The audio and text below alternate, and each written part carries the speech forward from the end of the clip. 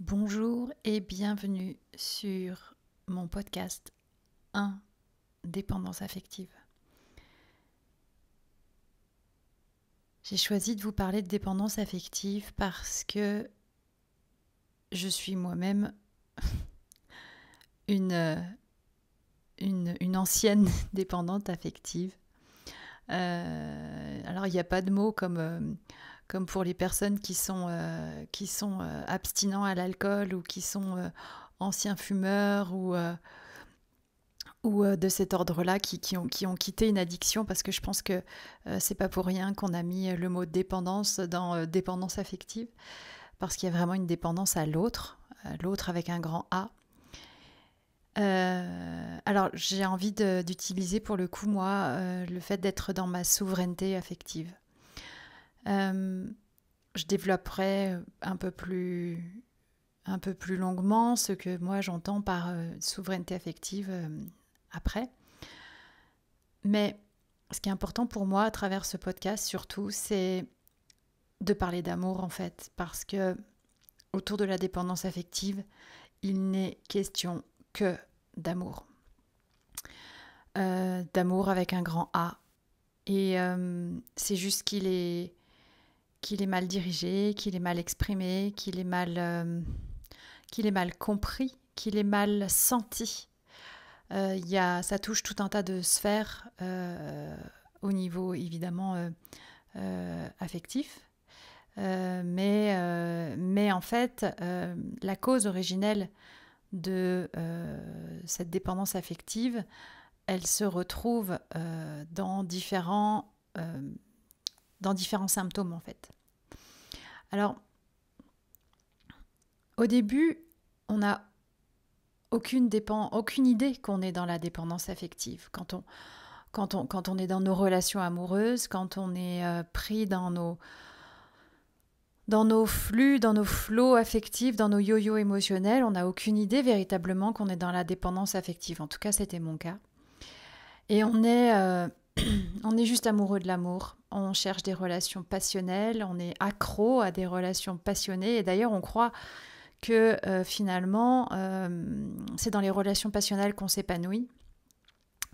Sauf qu'en réalité, l'excès, d'une manière générale, que ce soit dans les émotions positives, type excitation, euphorie, ou dans les émotions négatives, type, je ne sais pas, tristesse, déprime, sentiment d'abandon, l'excès n'est pas bon. Et déjà, quand on ressent l'excès, on devrait se sentir alerté. Et donc on est comme ça dans nos excès amoureux, on recherche donc ces relations passionnelles, passionnées, et en fait on recherche aussi beaucoup la fusion avec l'autre. Je ne sais pas si c'est quelque chose qui va vous parler, ça. Mais fondamentalement, moi c'était mon cas, dans mes relations, je cherchais vraiment la personne. Donc évidemment, je croyais, et je crois toujours quand même, à l'amour inconditionnel, l'amour des Walt Disney, du prince charmant, etc. Mais on est tellement obnubilé par cette idée qu'en fait, on s'approprie toute relation amoureuse démarrante avec cette idée-là, et du coup, notre cerveau est ainsi fait. On va se persuader, parce que c'est de cela dont il s'agit, on va se persuader à travers nos croyances, à travers nos manques affectifs et nos blessures, on va se persuader qu'il est ou qu'elle est la bonne. Et donc à chaque fois, c'est passionnel, c'est passionné, on a l'impression qu'on est en fusion, mais bizarrement, très vite, ça commence à aller de moins en moins bien et ça dégringole, on dégringole. Et à chaque fois, ça prend plus ou moins de temps. Hein. C'est pas toujours une science exacte. C'est pas tout le monde ne répond pas exactement aux mêmes critères de temps et de conditions. Mais à chaque fois, quand on tombe, parce qu'on tombe, ça fait terriblement mal. Comme si on chutait du 5e, 6e étage et qu'on s'écrasait en morceaux et qu'on éclatait en 1000 morceaux au sol. Et au début, en fait, on ne saisit pas que ça vient de nous, on ne saisit pas que c'est à cause de notre dépendance, on a l'impression que c'est l'autre qui fait défaut, que c'est l'autre qui ne nous correspond pas. Alors oui, ça c'est sûr, je peux vous le confirmer, il ne nous correspond pas. Et donc, de relation en relation, ça devient de plus en plus récurrent et même parfois, mais en même temps, c'est pas un hasard, nos relations peuvent devenir de plus en plus maltraitantes. C'est-à-dire que on va accepter des choses qu'on ne devrait pas accepter, que ce soit en termes de traitement physique, mais aussi et surtout avant tout de traitement psychologique en fait, de divers abus, parce qu'on se fait, malgré nous, on se laisse manipuler. Et ce qui est tellement souffrant, en fait, et c'est ça, c'est le nœud, c'est le cœur du problème, c'est ce sentiment de vide en nous dont on n'a pas conscience en fait. En fait, on n'en a pas conscience parce qu'il a toujours été là et qu'on ne connaît que ça. En fait, c'est comme si on avait grandi depuis le moment où on oublie un peu nos souvenirs, qu'on avait grandi avec ce vide et qu'en fait, on ne sait pas que ce vide est là. Et le mécanisme, c'est qu'on vient chercher à le combler à travers nos fulgurances émotionnelles et nos excès émotionnels et notre besoin de fusion avec l'autre. Et on va comme ça se nourrir de ces états-là. Et le temps d'une fraction de seconde, on a véritablement le sentiment profond qu'on est comblé. Sauf que ça ne dure qu'une fraction de seconde. Mais comme on a été face à un niveau, une intensité émotionnelle qui était tellement puissante, eh bien, c'est comme si on intégrait, c'est comme si on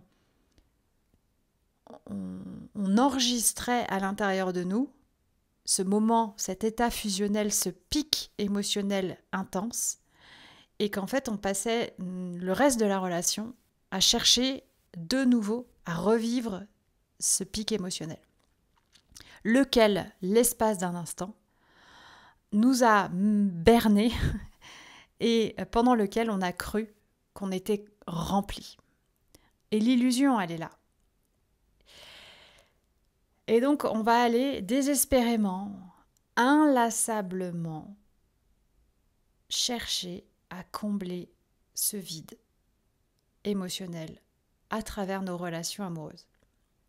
Et c'est plus fort que nous. Et c'est tellement plus fort que nous que c'en est presque vital. En tout cas, le besoin, en fait. On a l'impression, quand l'autre nous quitte ou quand l'autre s'éloigne, ou quand l'autre, quand l'autre nous fait sentir qu'il va potentiellement ne plus remplir ne plus combler ce vide, on a l'impression quelque part d'une sorte de petite mort. Et je pèse mes mots, mais je pense que si vous êtes en dépendance affective, vous voyez ce que je veux dire.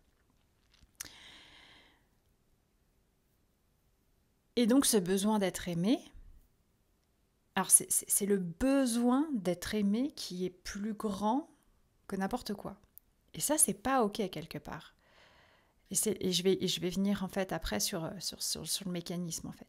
Mais ce besoin d'être aimé, il est plus grand que nous, il est plus fort que nous, et il est tellement puissant. Et c'est là où le bas blesse encore plus, et c'est là où ça vient encore augmenter le problème, c'est qu'en fait, ça vient nous amener à faire des choses qui vont au-delà du respect de nous-mêmes, qui vont au-delà de notre considération, de notre dignité, de notre intégrité. Et ça vient toucher à notre identité. C'est-à-dire que c'est comme si, dans ces moments-là, au moment où l'autre s'éloigne, quelle que soit la manière dont il s'éloigne, c'est comme si on perdait notre identité. C'est comme si on disparaissait. Et c'est ça le problème, c'est que en fait, quand on est en dépendance affective, on a l'impression de ne vivre qu'à travers l'autre. Et c'est comme si l'autre devenait nous, ou comme si nous, on devenait l'autre. Et en fait, dans l'absolu, c'est pas juste ni OK pour l'autre non plus, parce que on le prive, lui ou elle aussi, de son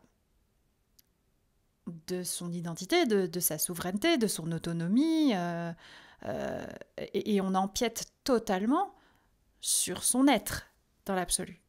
Donc c'est pas du tout OK de faire ça. Et dans ces choses que l'on fait au-delà du respect de nous-mêmes, il y a différentes choses qu'on accepte, donc différentes formes de maltraitance. Moi, j'ai été violentée. C'était pas vraiment, j'étais pas battue, mais j'ai été violentée lors d'une de mes relations, il y a quand même assez longtemps, mais par un homme qui était alcoolique. Et dès qu'il s'éloignait de moi, qu'il se mettait en colère contre moi, j'avais l'impression de mourir. Alors qu'en fait, il me maltraitait, clairement. Il m'insultait, il me rabaissait. C'était pas OK du tout. Et parce qu'une fois en particulier, j'étais assez jeune, hein, j'étais encore étudiante. Aujourd'hui, j'ai 43 ans, j'avais une vingtaine d'années. Lorsque il s'est avéré que c'en est arrivé aux oreilles de mes parents, j'ai même juré à mon père que qu'il s'était rien passé, que c'était un objet qui m'était tombé dessus parce qu'il m'avait mordu le nez. Et voilà, que ça avait été un accident.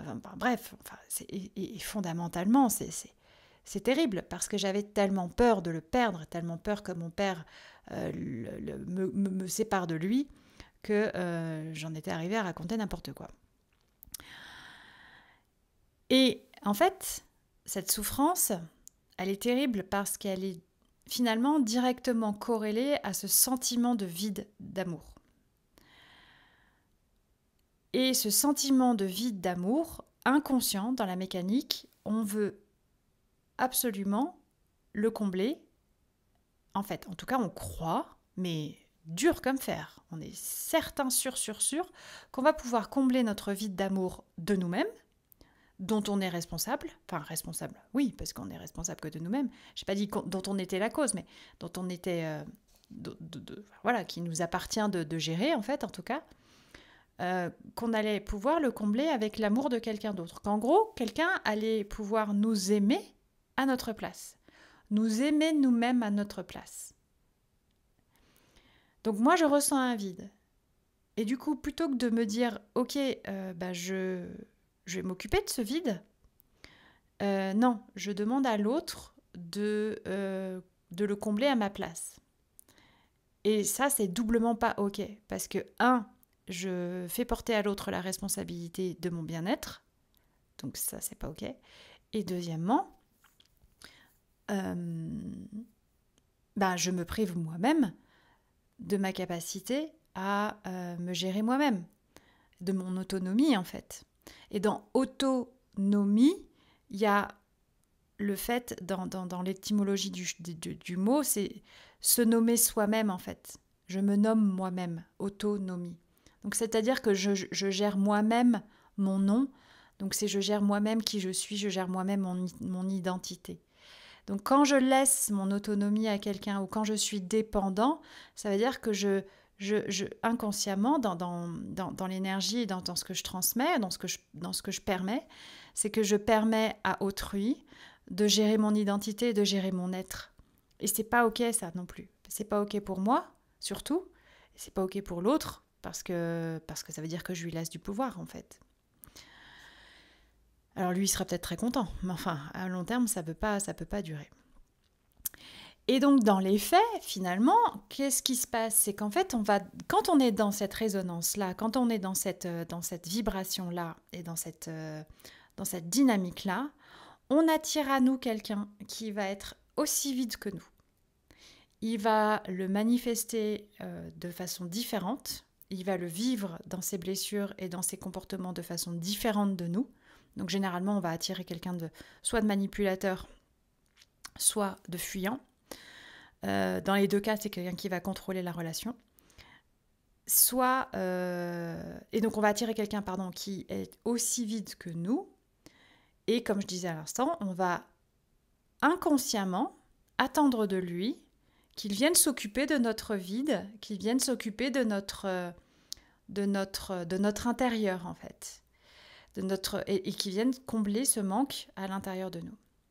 Sauf qu'évidemment, dans les faits, et c'est ce qu'on constate à chaque fois qu'on tombe, c'est qu'en fait on ne reçoit en face qu'un autre vide, puisque lui ne peut pas nous donner ce dont il ne dispose pas, de la même façon que je ne peux pas donner à quelqu'un quelque chose dont je ne dispose pas. Si je suis vide et que je n'ai pas d'amour, je ne peux pas en donner de l'autre. Je ne peux pas en donner correctement à l'autre. Ben non, en fait, si je suis vide, j'attends de l'autre qui me donne de l'amour.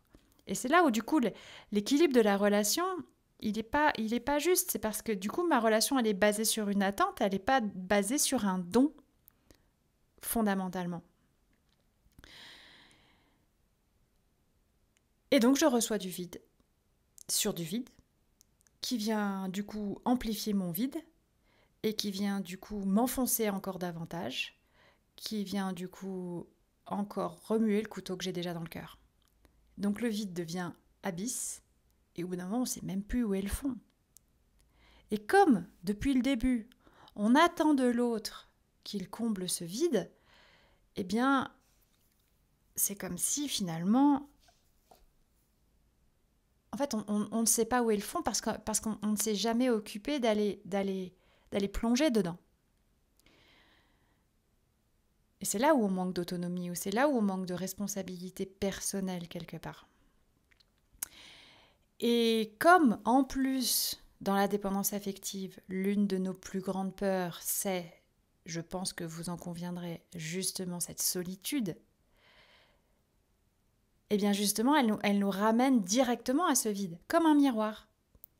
C'est comme si cette solitude, elle nous disait, c'est comme si notre dépendance affective, elle nous disait « Ah tiens, regarde ce vide en toi, regarde, la solitude, c'est la preuve que c'est vide. Et quand c'est vide, il n'y a personne. Et regarde comme ça te fait mal. » Et c'est comme si c'était l'ironie de la situation en fait. Parce qu'en fait, on a tellement peur du vide qu'on a très très peur de la solitude. Mais en même temps, on attend de l'autre qu'il remplisse ce vide parce qu'on n'est pas capable de le remplir nous-mêmes. Et c'est un cercle à la fois vicieux et douloureux, mais en même temps infini. Et donc cette peur de la solitude, c'est comme si elle remplissait tout l'espace. C'est comme si finalement, on essayait perpétuellement de remplir un contenant percé avec du vide. Et à la fin, ça reste toujours vide. Alors au bout d'un moment, et je pense que si vous êtes en train d'écouter ce que je suis en train de vous raconter, j'espère que c'est pour vous pertinent et que ça vous parle. À un moment donné, quand même, c'est comme s'il y avait quelque chose qui s'allumait à l'intérieur de nous. Et il y a comme une nécessité impérieuse, quelque chose de très très fort qui nous vient de nos tripes à l'intérieur. Et c'est justement notre âme qui nous parle à ce moment-là. C'est justement notre identité, c'est notre être profond qui se réveille à ce moment-là. Et qui vient nous dire, maintenant, ça suffit. Et à un moment donné, il y a cette espèce d'élan du cœur qui vient, cette espèce d'élan intérieur qui vient de je ne sais où la plupart du temps, c'est parce qu'on a vraiment touché tellement le fond, qu'on a tellement eu mal, qu'en fait, on vient se sauver nous-mêmes. Et ce qu'il faut bien comprendre, et ça, c'est le leurre qui nous manipule dans notre dépendance affective et que moi, je vois tous les jours auprès des personnes que j'accompagne, ou même des personnes qui justement ne veulent pas se faire accompagner, c'est de croire encore et encore qu'elles vont trouver le bonheur, le calme, la sérénité, la paix à travers l'autre. Mais c'est faux, c'est désespérément, définitivement faux. La seule personne qui va pouvoir vous sauver, c'est vous-même. Personne d'autre ne le fera. Et en même temps, personne d'autre ne peut le faire. Et c'est bien ça le sujet. Le fond du sujet, c'est ça. C'est qu'on ne peut se sauver que nous-mêmes de cette dépendance.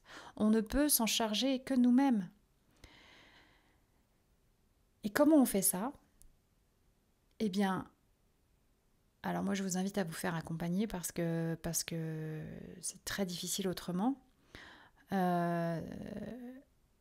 Mais déjà, effectivement, le fait de se familiariser avec ce type de contenu et de comprendre en fait à l'intérieur de nous ce qui se passe, c'est déjà très très important.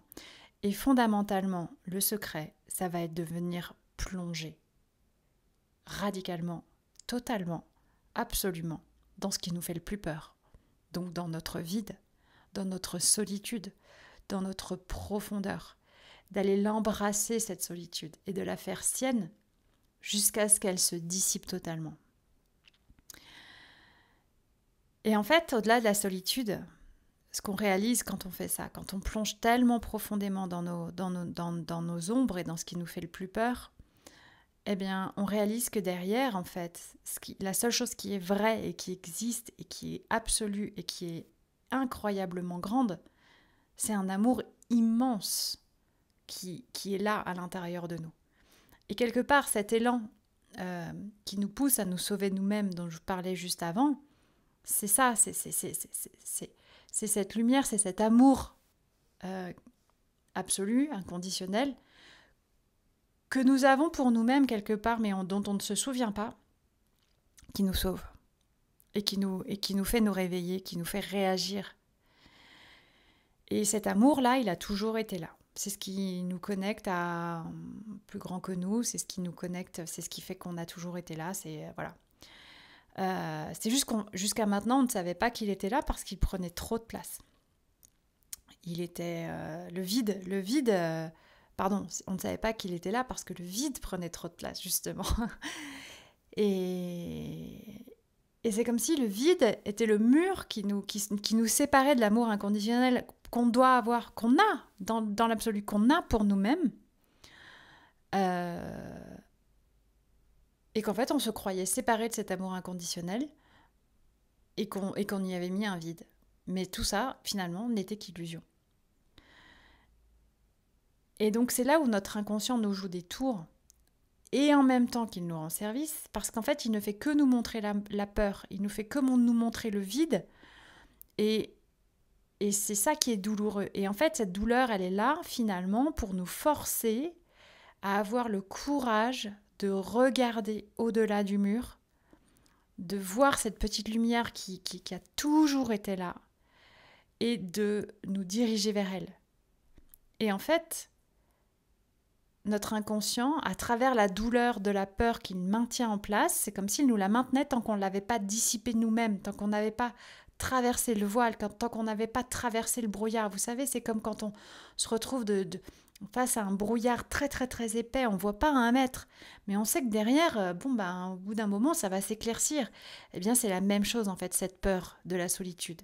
Sauf que, entre-temps, on en a tellement peur qu'en fait, on fait tout pour l'éviter.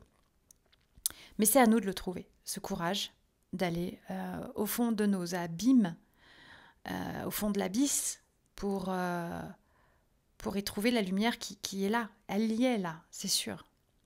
Et donc, c'est l'amour qui pousse derrière cette peur, de façon à ce qu'on libère la peur, de façon à ce qu'on libère le vide, qu'on le remplisse d'amour, tout simplement, et qu'on colmate les différentes failles, qu'on aille à la rencontre de ces failles, qu'on aille à la rencontre de ces peurs. Et pour finir,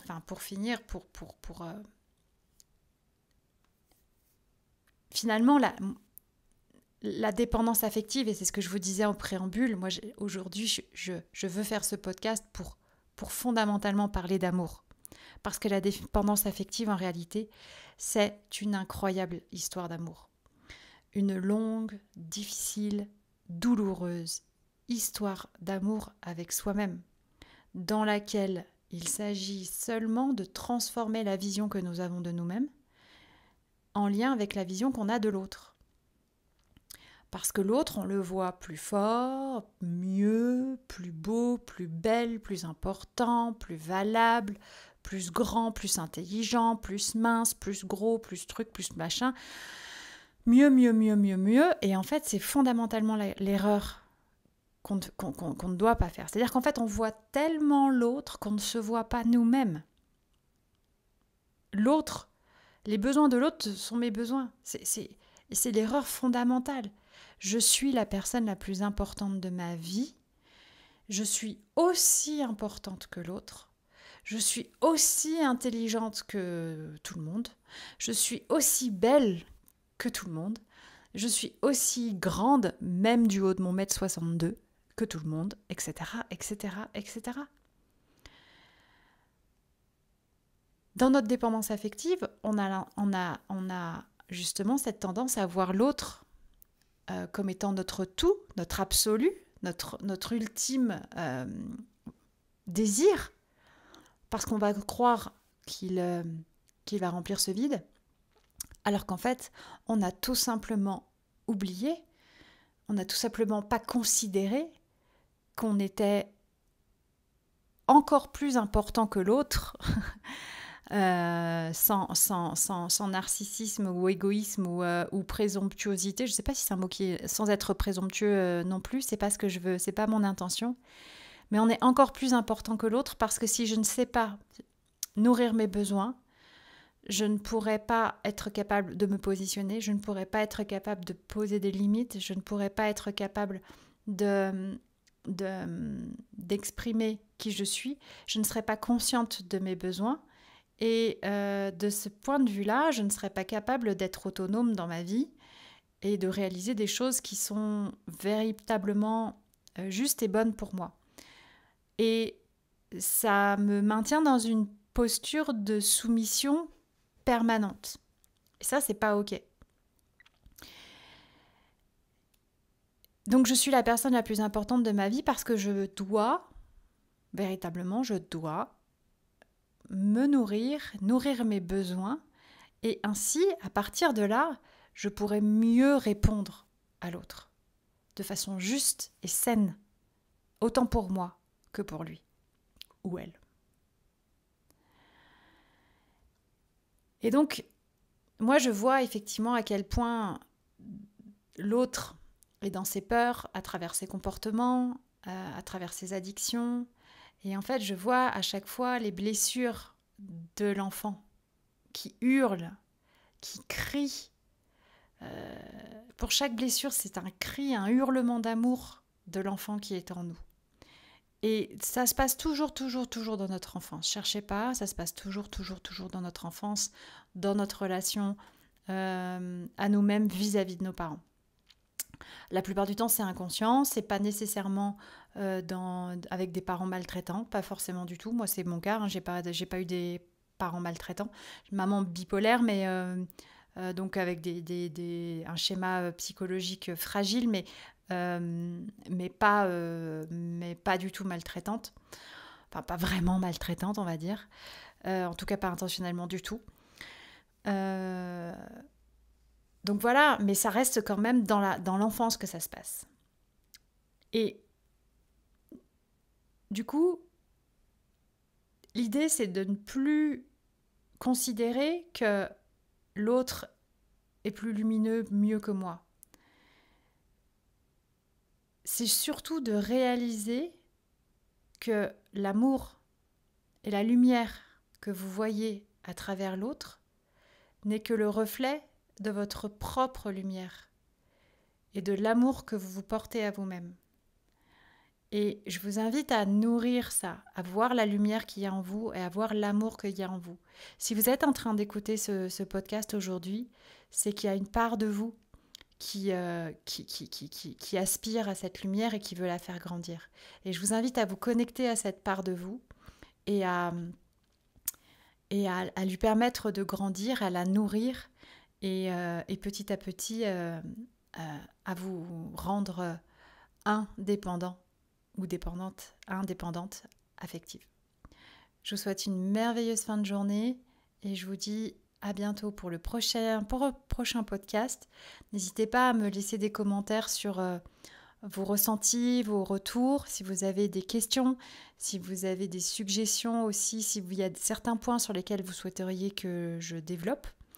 Et puis pour m'aider si vous avez aimé le contenu de ce podcast, n'hésitez pas à liker et à vous abonner à ma page pour pouvoir booster et favoriser cette page. Merci beaucoup et je vous dis à très bientôt.